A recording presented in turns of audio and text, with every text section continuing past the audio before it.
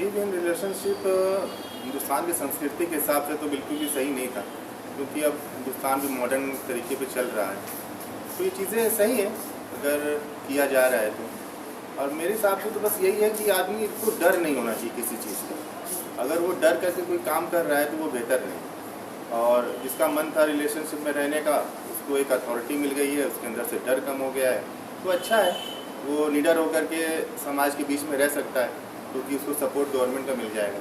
तो देखा जाए कि ज़माना मॉडर्न होता जा रहा है, तो मॉडर्नपन में ये सब चीज़ें तो होना आम बात है।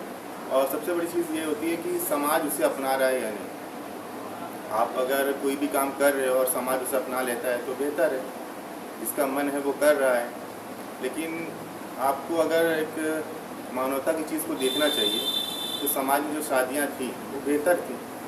आदमी एक दूसरे से जुड़ा रहता था, कुछ गलतियाँ होती थी, कुछ कमियाँ होती थी, समाज उसे समझाता था कि नहीं आपको समाज में रहना है तो अपनी गृहस्थी को सही समझ करके एक दूसरे को समझ करके रहना पड़ेगा।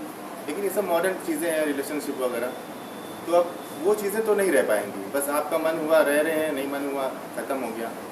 तो अगर आप उन सब चीज़ों को अपना लेते हो ना बहुत जल्दी, भूल जाने वाली चीज़ें, तो आपके लिए ठीक है। लेकिन जब आप कोई चीज़ को दिल से अपनाते हो और करते फिर छोड़ते हो ना, तो वो तकलीफ़ देती है बहुत ज़्यादा। और हमारा हिंदुस्तान मुझे लगता है ऐसा नहीं है कि किसी चीज़ को इतनी जल्दी भूल करके वो आगे बढ़ जाए। तो ये चीज़ें हैं समझने वाली कि यहाँ के लोग इसे अपना पाते हैं नहीं। अभी गवर्नमेंट ने तो अपना काम कर दिया है, सर्टिफिकेट बनने लगा है, एक तरीके से लीगली हो गया है काम।